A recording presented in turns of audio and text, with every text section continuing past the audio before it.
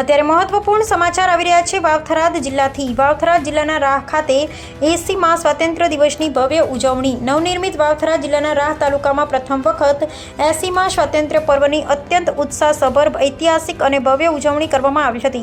આ ઐતિહાસિક ક્ષણે ગુજરાત વિધાનસભાના અધ્યક્ષ શ્રી શંકરભાઈ ચૌધરીએ મુખ્ય અતિથિ તરીકે હાજરી આપી રાષ્ટ્રધ્વજ તિરંગો લહેરાવ્યો હતો અને રાષ્ટ્રધ્વજને સલામી આપી દેવાના વીર શહીદોને નમન કર્યા હતા।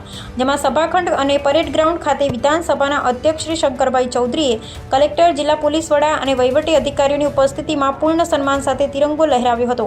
જેમાં ધ્વજવંદન બાદ દેશભક્તિના વાતાવરણ વચ્ચે રાષ્ટ્રગીતનું ગાન કરવામાં આવ્યું હતું અને સ્થાનિક પોલીસ તથા માર્ચ પાસ્ટ ટુકડીઓ રાષ્ટ્રધ્વજને માનવંદના આપી હતી। જેમાં વાવથરાદ નવા જિલ્લાની રચના બાદ રાહ તાલુકા કક્ષાનો આ પ્રથમ જિલ્લા કક્ષા તાલુકા કક્ષાનો પ્રજાસત્તાક સ્વાતંત્ર્ય પર્વ હોવાથી સ્થાનિક નાગરિકો, આગેવાનો અને ગ્રામજનોમાં અનેરો ઉત્સાહ અને દેશભક્તિનો માહોલ જોવા મળ્યો હતો।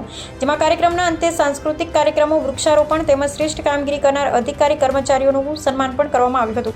ભારતીય પોશાકમાં ભારતીયતા બધામાં દેખાય, એ ભાષામાં પણ દેખાય, ગુસ્સામાં પણ દેખાય અને આ અમારા સરહદી વિસ્તારનો ઢીવટો એ અહીંની પરંપરા છે અને એક શુભ્ર વેશમાં અહીંના નાગરિકો જે પહેરતા હોય છે એ જ ગણવેશ મેં પણ પહેર્યો છે। આ એક અલગ પ્રકારનું જે ધોતીના જે પ્રકારો છે અલગ અલગ, એમાં ઢીવટો છે એ દેશ માટે એક અલગ પ્રકારની પહેરવા માટેની અનુકૂળતા સાથેનો એક ડ્રેસ છે અને આવનારા સમયની અંદર નવરાત્રિમાં પણ તમે જોશો તો આ ડ્રેસની અંદર અનેક યુવાનો આ ડ્રેસ પહેરી શકશે।